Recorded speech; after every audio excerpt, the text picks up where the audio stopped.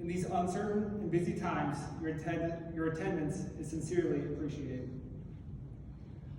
While today was a day I knew would come at some time, it was a day I prayed would never come. Now that it is here, I look back at all the years that we did get to share with him and reminisce with you about those times. With everyone he met, he often asked, "How old do you think he was?" And the biggest compliment you could ever pay him was guessing a little low. In reality, he did have the energy of someone who was 20 years younger than him. I remember him in his 80s, helping to fix fence, load cattle, and chasing cows when they got out. Things most retired people couldn't be bothered to do to help out. I truly believe that this level of activity is what kept him so young. When I was working in Sioux Falls, Grandpa and Grandma would always call the night before to make sure that we could have lunch together, if they were going to be in Sioux Falls to get a prescription or attend a doctor's appointment. They would be sitting in the parking lot with their Lumina, always on time. We would have lunch together at Wendy's or Taco John's if it was Tuesday. We went out so often that they would remember our orders before we came in. Diane, who worked at Taco John's and refilled the condiment bar, never forgot us, as we would always get our money's worth, and it was fun seeing her go back and forth, trying to keep up with us. Many of my fondest memories are related to the farm. Each summer throughout high school, we would walk sheep every morning, break cattle to lead, and chase the show pigs around the yard to get everything ready for the county and state fair. Even though he could have been anywhere else, I can't remember a show that he wasn't at. He was always there and took the time to watch and support. Summers were also filled with taking trips to get parts, mixing feed, building lambing pens, attending auctions, and making a lot of square bales. With him driving and me stacking, we really were a great team. Even though the days were long and the work hard, I remember us looking forward to Grandma bringing us out some lunch in her cake pan. Grandpa and Grandma were always taking care of each other throughout life. When one was down, the other one was right by their side, right up until the end. He would comment that she was a pretty good nurse to him. Each life challenge that was presented, they took on together, one day at a time.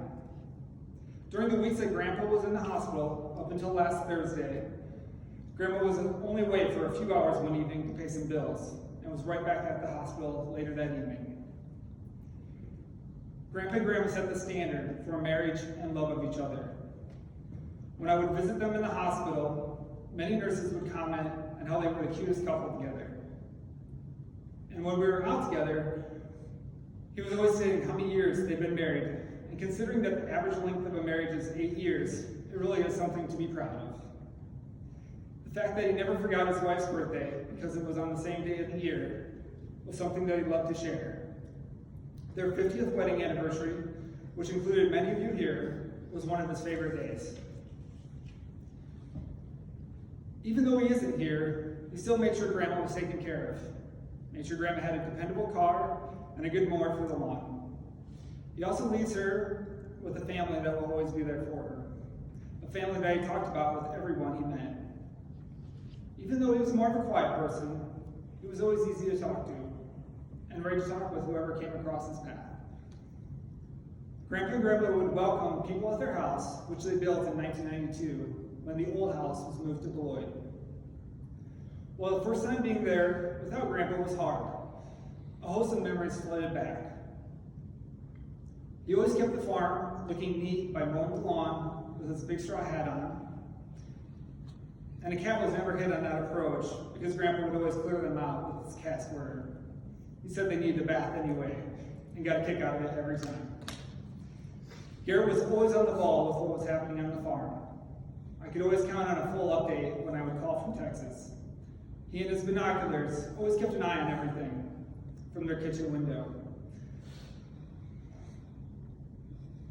The house was where he felt most comfortable and where we would gather to watch our favorite movies such as Forrest Gump and Herbie. It was where he fed his cats, mowed the lawn, and daily walked the lane to get the mail until he was 90 years old.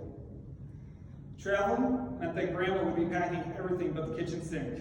But despite that, he still took the time to help me move from Austin to Dallas, when he got to see Texas, go on several bus tours, and travel to see Ron and Cheryl and his other grandchildren. Growing up, Sunday was my favorite day of the week. After going to church, getting some lunch, I would go over to Grandpa and Grandma's to read the paper and check out the business and farm sections. We would catch up on what was going on. We'd also shoot a game of pool. When we could not go to church any longer, I enjoyed going over there in the morning and watching TV church and the Christian worship hour with Harold Salem's in the mornings together. While that was part of who he was, I'd like to turn to what he leaves us with, even though he's not here. The legacy of his spirit and the values he imparted. Grandpa taught us what it meant to be a wonderful husband, father, grandfather, and great-grandfather.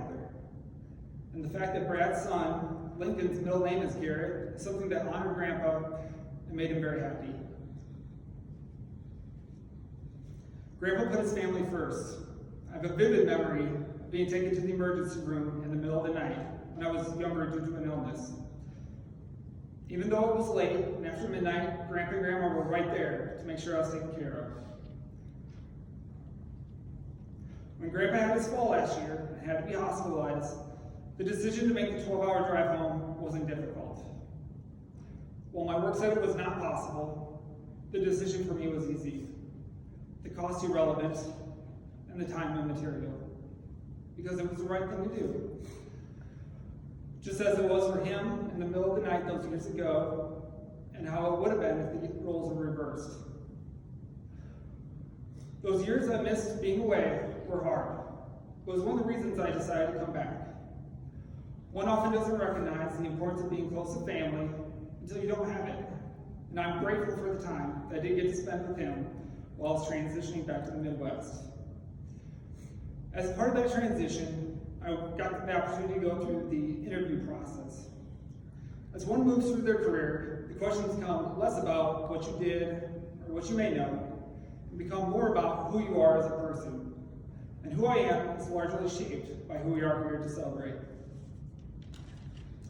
In that interview, I expressed the concepts of hard work, doing the right thing when no one else is looking, and thinking outside the box to overcome difficult situations, many of which were developed and shaped by the farm and inspired by the way Grandpa lived his life. Together we changed many difficult tires and thought through solutions to problems when things broke down. And although these tasks were difficult, nothing was impossible, and he saw it through to the end. There's a quote by Aristotle, "Give me the child until he is 7, and I will show you the man." I was lucky enough to have the opportunity to spend a lot of that time with Grandpa. Grandpa would never give up. He maintained a positive attitude while defeating cancer on 3 separate occasions. On that final night, it was difficult because the nurse commented that some of the things that we were seeing were part of the process. And while I understood her intention, I wanted to explain that she doesn't understand us. We don't ever give up.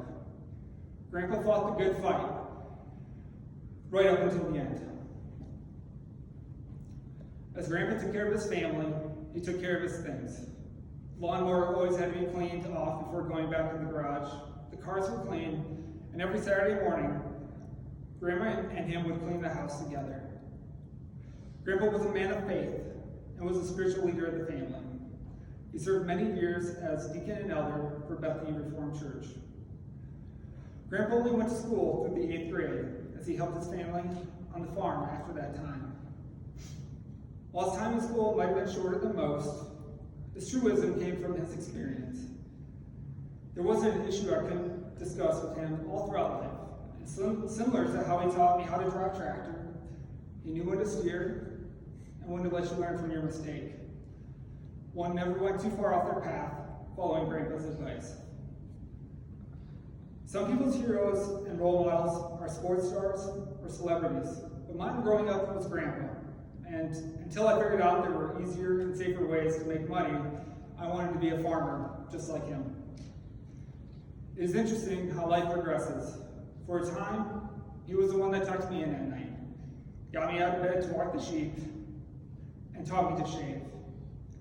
The past year, the roles had reversed. Mom and I were the ones tucking him in, calling in the morning to make sure they got up all right, and shaving him up before the next doctor's appointment. While it was a lot of work, it was an honor, and the time and memories cannot be replaced.